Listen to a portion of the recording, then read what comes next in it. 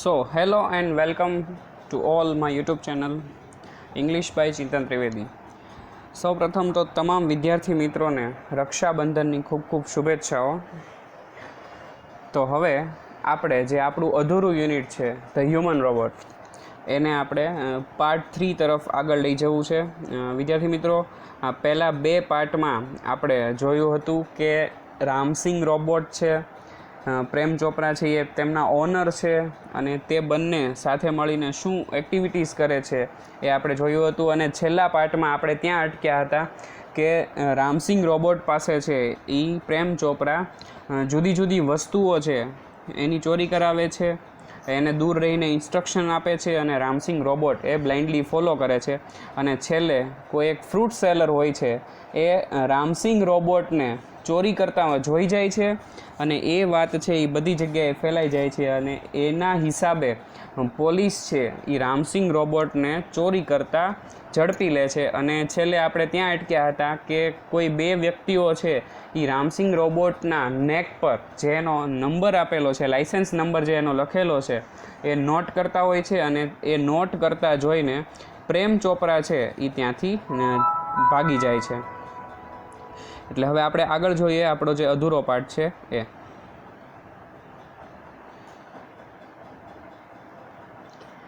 Prem Chopra was arrested from his home as the owner of Ramsingh 07 the thief.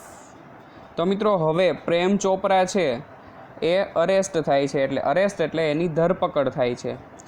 અને ક્યાંથી ધરપકડ થાય છે તો કે એમના ઘરેથી એની ધરપકડ કરવામાં આવે છે as the owner of the Ram Singh 070 the thief.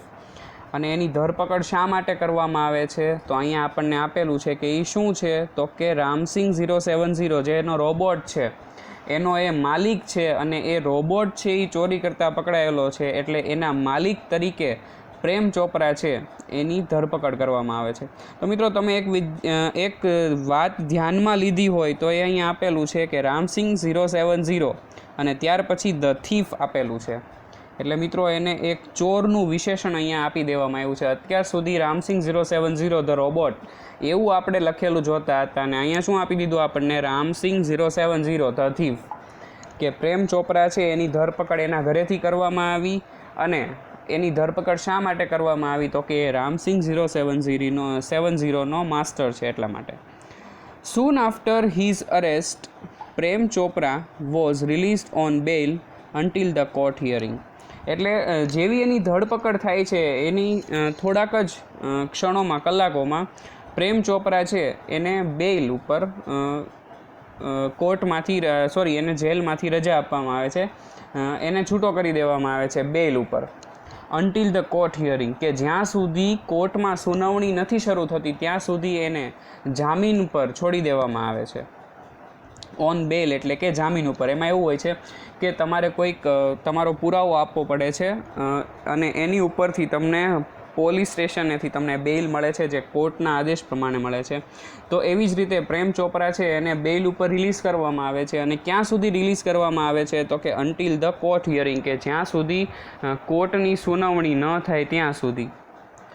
None of the stolen articles recovered from his house. અને મિત્રો, આ ખાસ અહીંયા ધ્યાન આપવા જેવી બાબત છે. શું છે તો કે none of the stolen articles recovered from his house, કે એને ચોરેલી કોઈ પણ વસ્તુ છે એ એના ઘરેથી મળી નથી.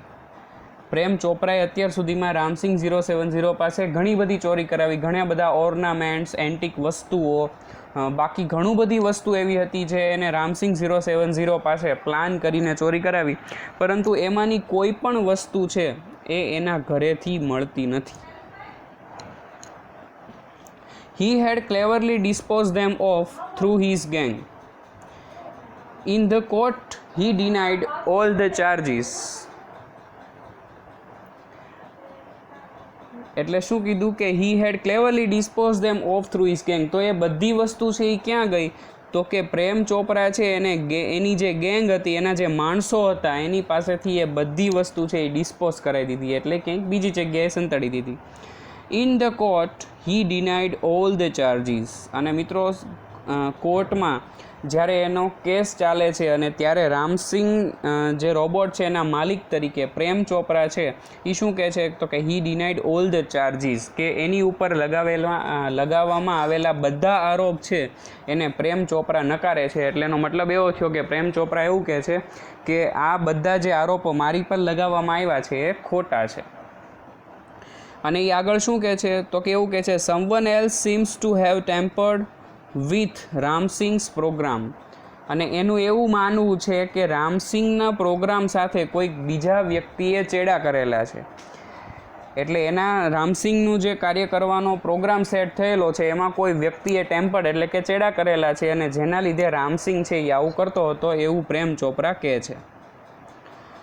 The police found me at home he argued, અને એ દલીલ કરતાં શું કહે છે કે મને તો પોલીસે ઘરેથી પકડ્યો છે, હું તો રામસિંગની સાથે ક્યાંય ચોરી કરવામાં હતો નહીં. Counsel Goyal cleared his throat and reached closer to the જજ. હવે મિત્રો કાઉન્સિલ ગોયલ છે એ સરકારી વકીલ છે, એટલે એનું નામ શું છે કાઉન્સિલ ગોયલ, કે જે સરકાર તરફથી કેસ લડી રહ્યા છે, જે દુકાનદારો તરફથી કેસ લડી રહ્યા છે. Cleared his throat and reach closer to the જજ, કે એ એમની પ્રોસીડ કરવા માટે ઊભા થાય છે અને એ જજની નજીક પહોંચે છે. Considering mister Chopra's explanation and the happenings of the last few days when so many jewellers and curio dealers have been affected. એટલે શું કહે છે કન્સિડરિંગ એટલે મિસ્ટર પ્રેમ ચોપરાનું જે એક્સપ્લેનેશન, કે એને જે આખું એક્સપ્લેનેશન આપ્યું કે ભાઈ હું તો ઘરે હતો, રામસિંગ સાથે કોઈ કે ચેડા કર્યા હશે, એ બધાને ધ્યાનમાં રાખીને અને the happenings of the last few days, અને છેલ્લા થોડા દિવસોથી જે ઘટનાઓ ઘટતી હતી, અને when so many jewellers and curio dealers have been affected, અને એ ઘટનાઓના લીધે ઘણા બધા જ્વેલર્સ અને ઘણા બધા દુકાનદારોને જે અસર થઈ છે. It seems important to know the working of Ramsingh robot.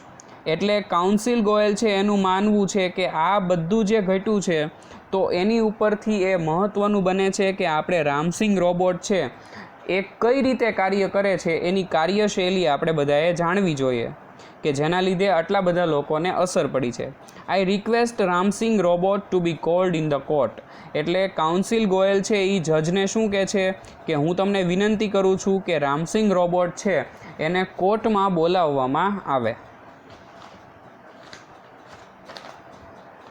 Robot goes to court were the headline in the next days paper.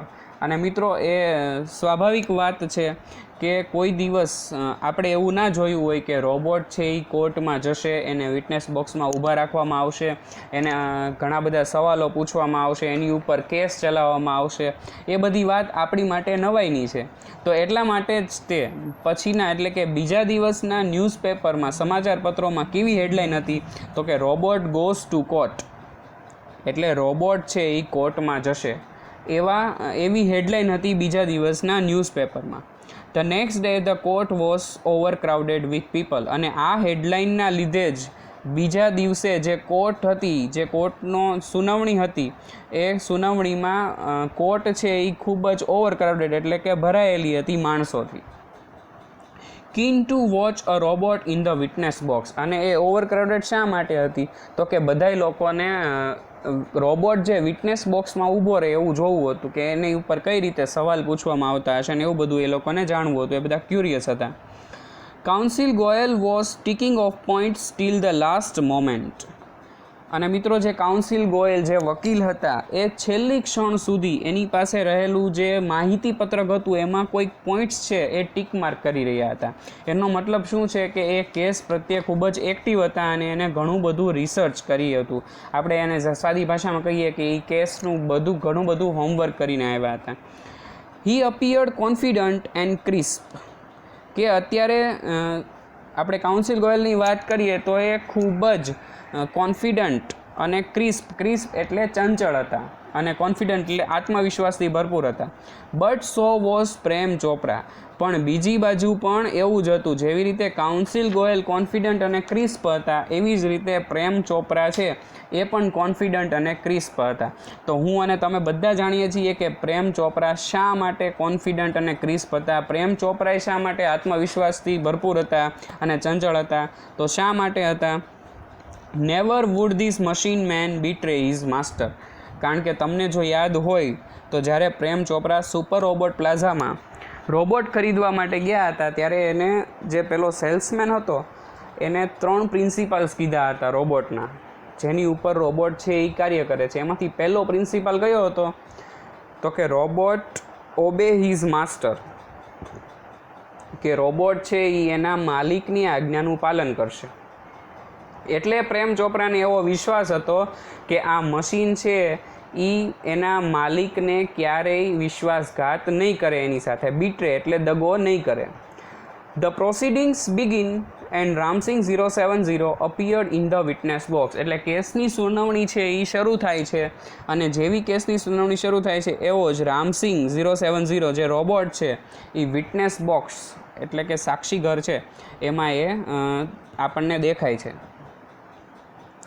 Your Honor, Counsel Goel began.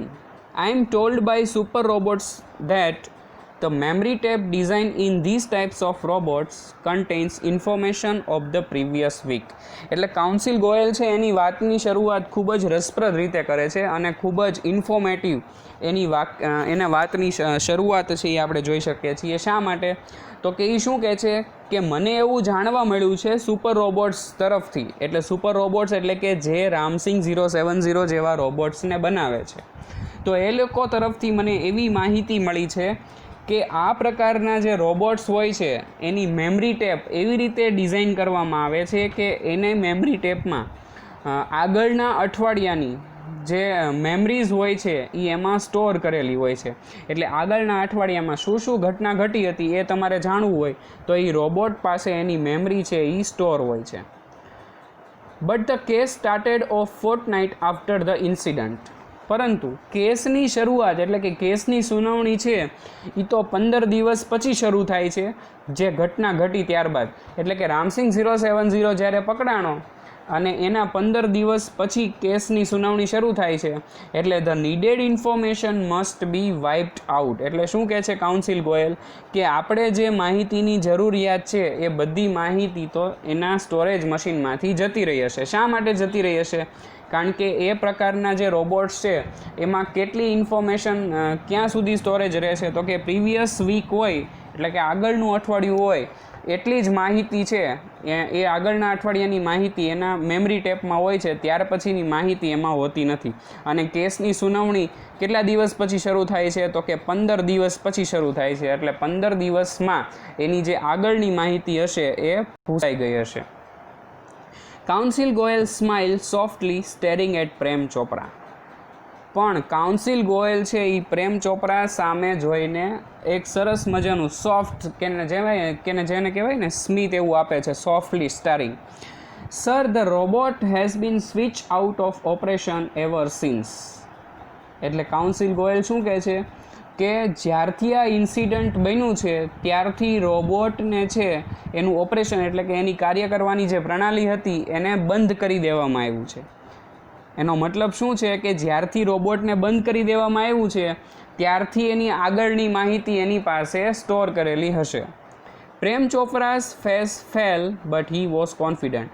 એટલે એ જેવું એવું સાંભળે છે કાઉન્સિલ ગોયલ એવું કહે છે કે જ્યારથી ઘટના બની છે ત્યારથી રોબોટ છે એને બંધ કરી દેવામાં આવ્યો છે.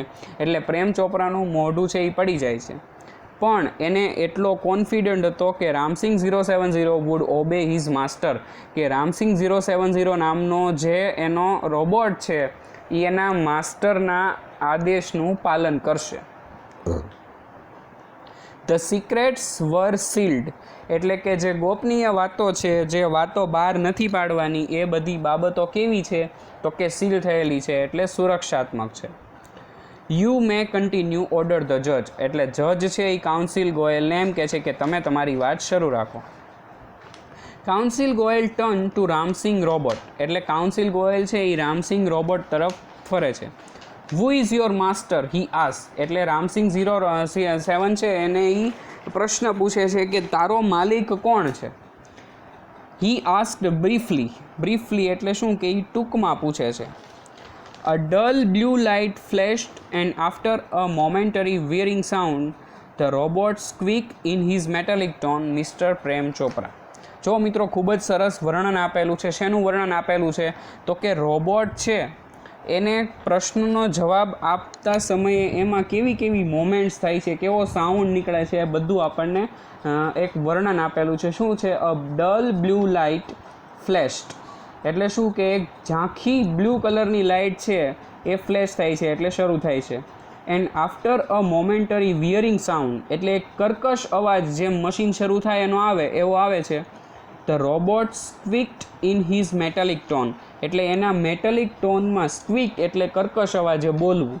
એટલે એ રોબોટ છે એ કેવો જવાબ આપે છે? મિસ્ટર પ્રેમ ચોપરા, એટલે કે એનો માલિક કોણ છે? Mister Prem Chopra.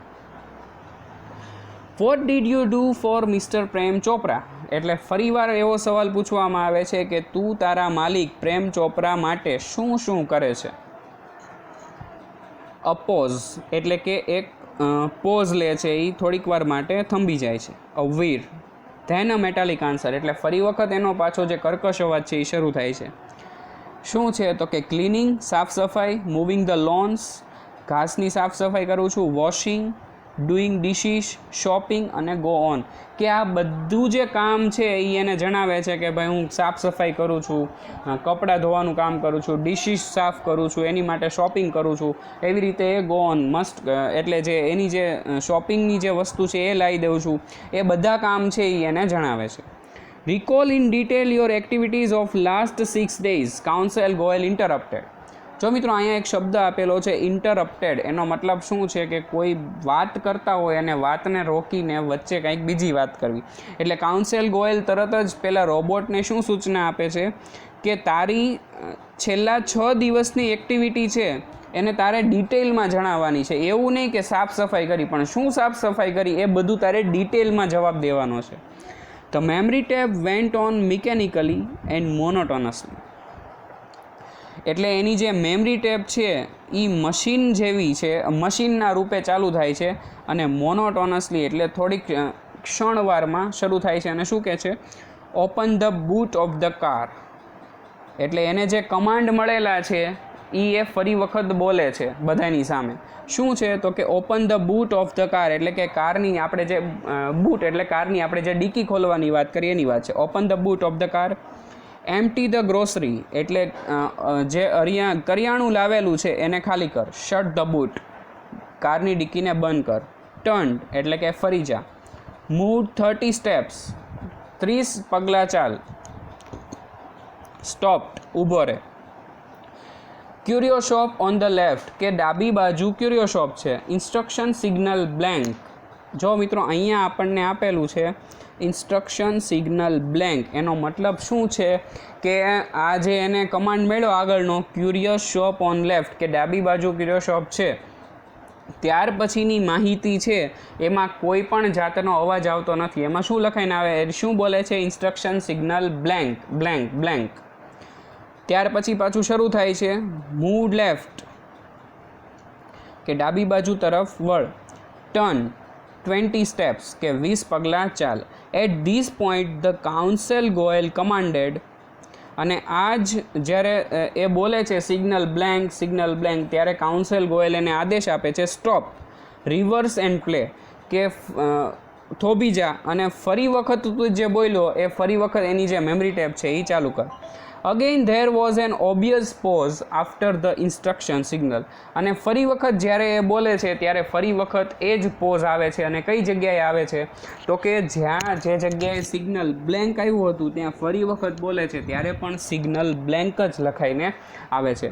Okay guys, તો અહીંયા સુધી આપણે આજનો પાર્ટ રાખીએ છીએ. આ પાર્ટમાં આપણે જોયું કે રામસિંગ રોબોટ છે એને કોર્ટમાં લઈ જવામાં આવે છે.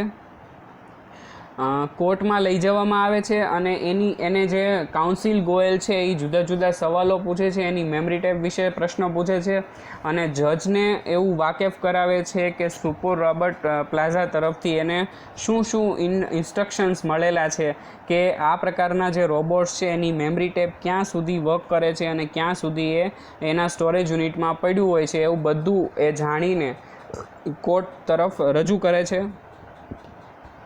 તો મિત્રો આગળના વિડીયોમાં હવે આપણે આ પાઠના ફાઇનલ પાર્ટમાં જોવાના છીએ કે એની ઉપર જે કેસ ચાલુ છે એ કેસનું પરિણામ શું આવે છે, રોબોટ્સને સજા થાય છે કે નથી થતી, પ્રેમ ચોપરાને સજા મળે છે કે એ બચી જાય છે, એ બધું આપણે આ પાઠના ફાઇનલ પાર્ટમાં જોવાના છીએ. Okay guys, thank you for watching this video.